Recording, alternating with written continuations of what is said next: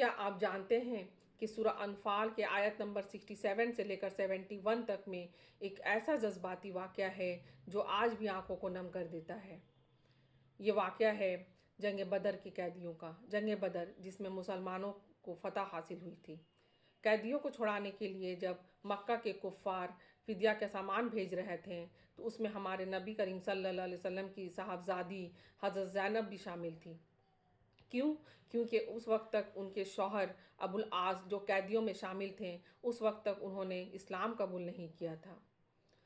جب فدیہ کا سامانوں کو ہمارے نبی کریم صلی اللہ علیہ وسلم کے اور ان کے صحابی ساتھی کے سامنے رکھا گیا تو ایک ہار کو دیکھ کر ہمارے نبی کریم صلی اللہ علیہ وسلم کی آنکھوں سے آنسو نکل پڑے اور وہ کچھ دیر کے لیے خاموش ہو گئے۔ یہ ہار کوئی معمولی ہار یا کوئی عام زیور نہیں تھا، بلکہ یہ ان کی وفات پائی ہوئی چہیتی بیوی حضرت خدیجہ کی نشانی تھی، جو انہوں نے اپنی بیٹی حضرت زینب کی شادی میں بطور تحفہ دیا تھا۔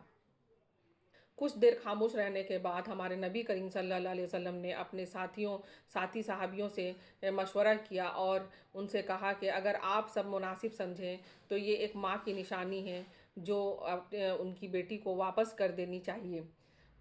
تو صحابیوں نے سر جھکا کر خوشی خوشی نہ صرف حضرت زینب کو وہ ہار واپس کیا بلکہ ان کے شوہر ابو العاص کو بھی رہا کر دیا۔ اس واقعہ کے دوران جو ہمارے نبی کریم صلی اللہ علیہ وسلم اور ان کے صحابی ساتھیوں کا حسن سلوک دیکھ کر ایمان کا جو شمع تھا اس طرح سے روشن ہوا کہ ان کے داماد جو اس وقت تک اسلام قبول نہیں کیے تھے، ان کے دل میں ایمان کی روشنی اللہ تعالیٰ نے جگایا اور انہوں نے اسلام کو قبول کیا اور اللہ تعالیٰ نے انہیں اس ہار اور فدیہ سے کہیں بہتر چیز عطا کی۔